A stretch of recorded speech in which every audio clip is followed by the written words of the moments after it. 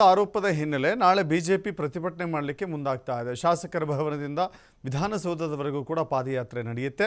ಪ್ರತಿಪಕ್ಷ ನಾಯಕ ಆರ್ ಅಶೋಕ್ ಈ ಮಾಹಿತಿಯನ್ನು ಹಂಚಿಕೊಂಡಿದ್ದಾರೆ. ಕಾಂಗ್ರೆಸ್ ಸರ್ಕಾರ ರಾಜ್ಯಪಾಲರಿಗೆ ಅಪಮಾನ ಮಾಡ್ತಾ ಇದೆ ಅನ್ನೋದು ಅವರ ಆರೋಪ. ಸಿದ್ದರಾಮಯ್ಯ ಸರ್ಕಾರ ಬಂದ ಮೇಲೆ ಅಪಮಾನ ಜಾಸ್ತಿ ಆಗಿದೆ. ರಾಜ್ಯಪಾಲರಿಗೆ ಅಪಮಾನ ಮಾಡೋದು ಮುಂದುವರಿತಾ ಇದೆ. ರಾಜ್ಯಪಾಲರ ಅಧಿಕಾರ ಮೊಟಕುಗೊಳಿಸುವ ಬಿಲ್ ತರ್ತಾರೆ. ಅದೇ ರಾಜ್ಯಪಾಲರಿಂದ ಮೆಚ್ಚುಗೆ ಹೇಳಿಸ್ತಾರೆ. ಇದರ ವಿರುದ್ಧವೂ ನಾವು ಪ್ರತಿಭಟನೆ ಮಾಡ್ತೇವೆ ಅಂತ ಅಶೋಕ್ ಹೇಳಿದ್ದಾರೆ.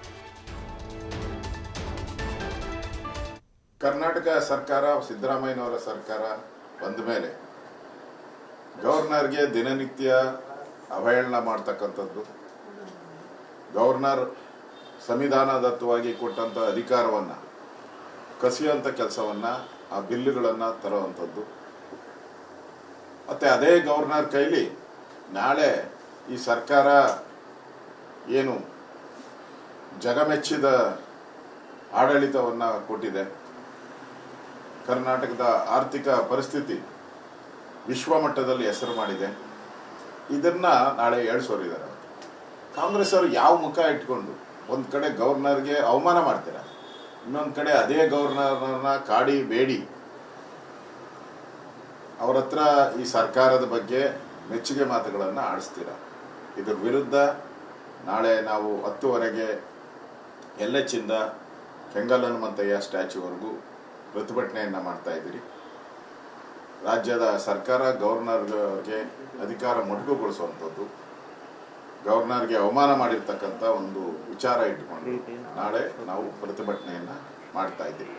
ಅದಾದಮೇಲೆ ನಾವು ಗವರ್ನರ್ ಸ್ಪೀಚ್ಗೆ ಹೋಗ್ತೀವಿ. ಮತ್ತು 7ನೇ ತಾರೀಕು ರಾಜ್ಯದ ಬಜೆಟನ್ನು ಮಾಡ್ತಾ ಇದ್ದಾರೆ ಸಿದ್ದರಾಮಯ್ಯ. ಕರ್ನಾಟಕದ ಇತಿಹಾಸದಲ್ಲೇ ಸತತವಾಗಿ 2 ವರ್ಷಗಳ ಕಾಲ ಅಭಿವೃದ್ಧಿ ಶೂನ್ಯ, ಒಂದೇ ಒಂದು ಅಭಿವೃದ್ಧಿ ಕಾರ್ಯ ಆಗಿಲ್ಲ. ನಾವೇಳೋದಲ್ಲ, ಕಾಂಗ್ರೆಸ್ ಪಾರ್ಟಿಯ ಶಾಸಕರೇ, ಅಲ್ಲಿನ ಮಂತ್ರಿಗಳು ಒಂದು ಅಭಿವೃದ್ಧಿ ಕಲ್ಲು ಹಾಕಿಲ್ಲ ಅಂತೇಳಿ ಆಪಾದನೆಯನ್ನು ಮಾಡಿದ್ದಾರೆ.